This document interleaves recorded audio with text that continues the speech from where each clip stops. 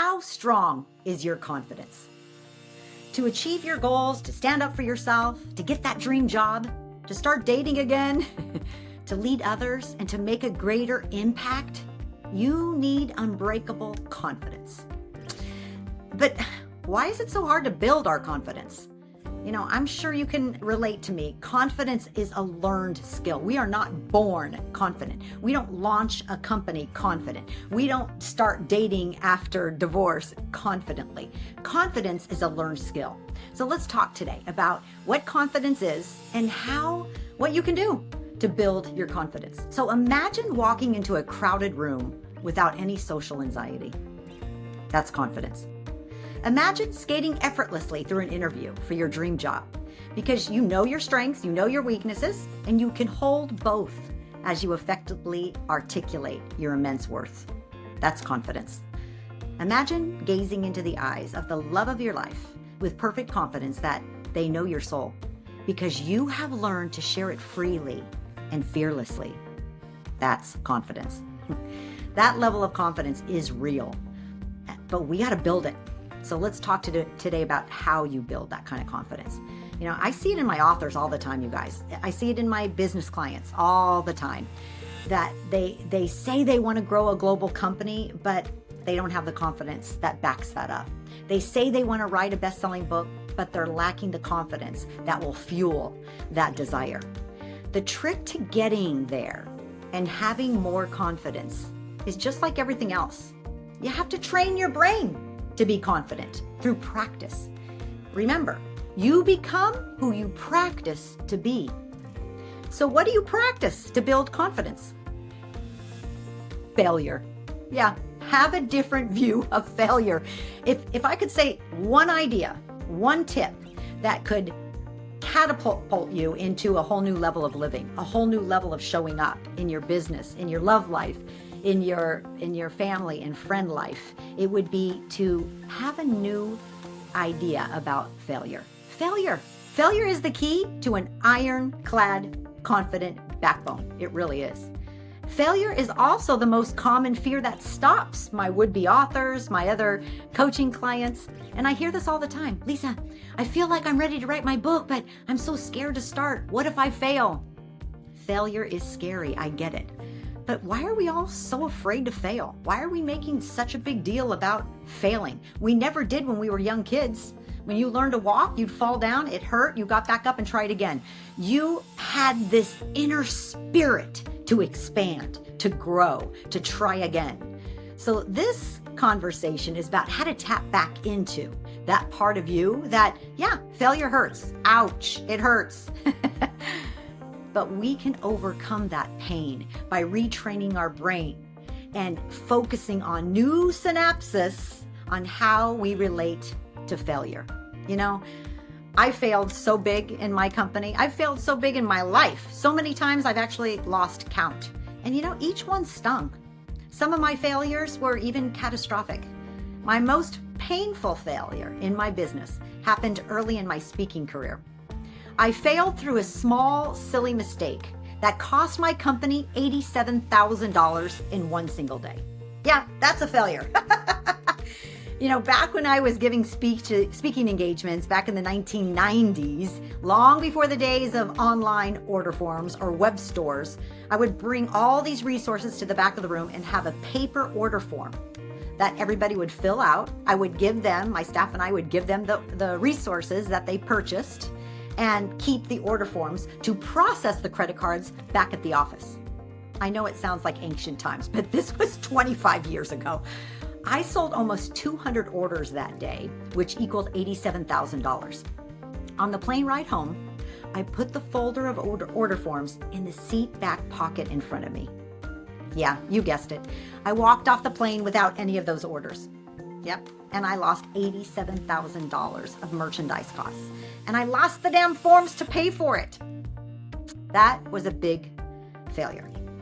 It's easy to become risk-averse after that kind of mistake. I don't know. Have you made that big of a mistake before? It's easy to be risk-averse. Oh my God, I'm never doing that again. And yet that's the best place to be. My God, I'm never doing that again. So as an entrepreneur, I was terrified of that financial loss. Of course I was. It's my investment on the line. So I told myself, I'll never let myself fail like that again.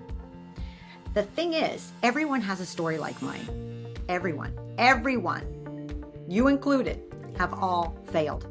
Your brain has learned again and again that failure causes pain. It programmed itself to avoid failing at all costs. It decided that failure can't be a part of your reality. So that only causes you and I to live in fear. You overwork and overplan and do every single thing you can possibly think of to mitigate risk. You refuse to start writing your book until you mapped out every chapter. You refuse to even start talking to people about your new business idea until you have every T crossed, every I dotted. All this risk-averse behavior holds back your spirit. So let's talk about how you can unleash that spirit. And just like you were when you were 18 months old, 12 months old, and learning how to walk, your spirit of expansion overrided your fear of hurting yourself or your fear of falling. So let's stop telling ourselves that we have to have everything perfect before we begin. Let's stop telling ourselves that we don't want to experience failure. What if you just created a mind shift right now, today? I accept failure. I don't want it. I don't like it, but failure's okay. I can learn from my failures. Failure gives me a good opportunity to become better. Failure gives me an opportunity to focus on what works because I know what doesn't work.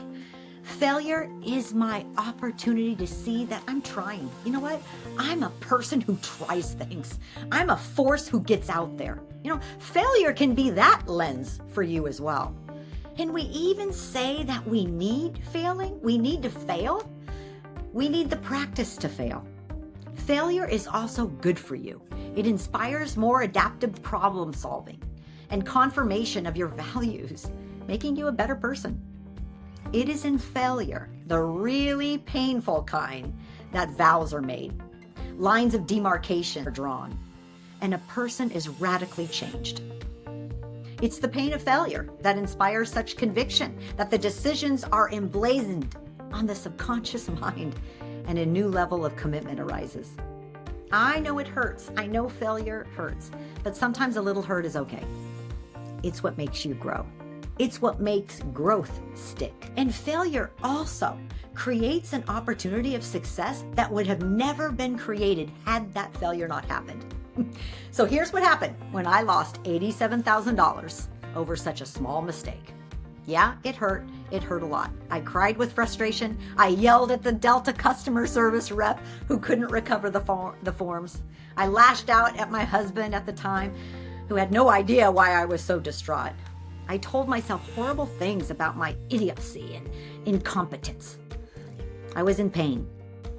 But then I remembered that I had access to the registration list for the speech.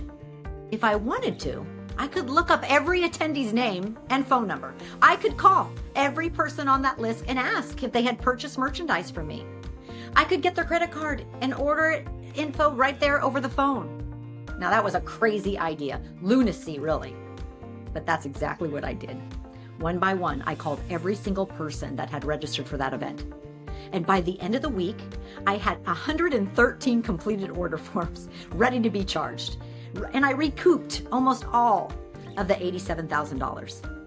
And what really was remarkable about this failure is I actually launched my coaching business from that one mistake, because the connections that I made on those personal phone calls when I called each person who came to that convention, a personal phone call from me, it just created such a connection that they wanted to work with me.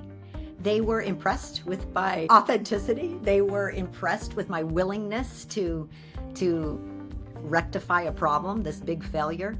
I don't know. It just created such a beautiful connection with me and those convention participants that is the reason my coaching business launched with such huge results right from the get-go, from that one failure. So you never know, you guys, you never know what a failure can actually create and what success is just on the other side of that failure. I know calling each person who came to that convention was a ridiculous idea. I felt ridiculous doing it. I had to humble myself to hundreds of strangers. I had to set aside hours each day. If not for the pain of such a massive failure, I don't think I would have done it. But it is in that pain that we find ourselves. We find out who we really are. We find out the depths of our backbone, the strength of our inner courage. I found out that I was determined, creative, and willing to humbly admit to failure and to do whatever I could to rectify it. And that line of demarcation that happened 25 years ago has been the same spirit, the same backbone, the same foundation that has launched a global company, that has launched 6 books, 4 of them bestsellers, that have launched my mastermind retreats. We're on number 30. My next retreat is number 30. And that line of demarcation, that solid backbone, that confidence that I talked about, it came from that pain. It came from that failure. The pain of drawing a line so thick, it has persisted to this day. I will never allow my pride to derail my goals. That personal growth helped my business, but more than that, it helped me. Failure made me a better person. And the people I called could feel it. So, what about you? Failure can be your level of creating that backbone, that courage, that courageous nature that you need. It's your character creator. Your failure will catapult you into new realms of wisdom and growth that will reflect everything you do. It's a vital part of being a successful entrepreneur, of being a successful author, of being a successful human being. So that's why we actually build failure right into our authors program. At some point, our authors miss a deadline. They produce unintelligible and incoherent ramblings. They struggle to see how their ideas fit together. It's just part of it. It's part of the program. And we know in our authors program that everyone fails along the way to their masterpiece. So can you today take on a new definition for failure? Because it is in your failures that you actually create that confident backbone that will make a difference for you every day of your life, that you can bring into the future and create global success.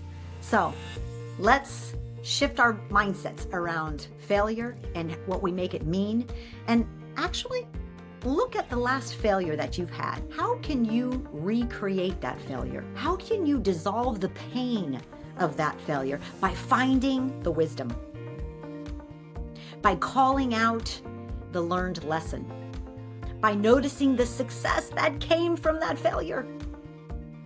Take a few minutes when we're done having our conversation here and write those down. Put the word failure at the top of the page and label whatever is that failure that comes to mind, and fill that out, those 3 specific mind shifts. Number 1, what did that failure teach you to be better at your job, to be better at that relationship? Number 2, what's the wisdom, the character development that you created, that line of demarcation that you now have from that failure? And then reason number 3, or mind shift number 3, and this is the biggest one. What success actually came on the outside, on the back of that failure? Find it. Find that success that actually got created because of that failure. And those 3 new mind shifts can help you have a whole new view of failure, a whole new relationship with failure. And let me tell you, if you want to build a backbone, you want more confidence, I want you to retrain your brain around failure. And confidence is the gift that you will give yourself.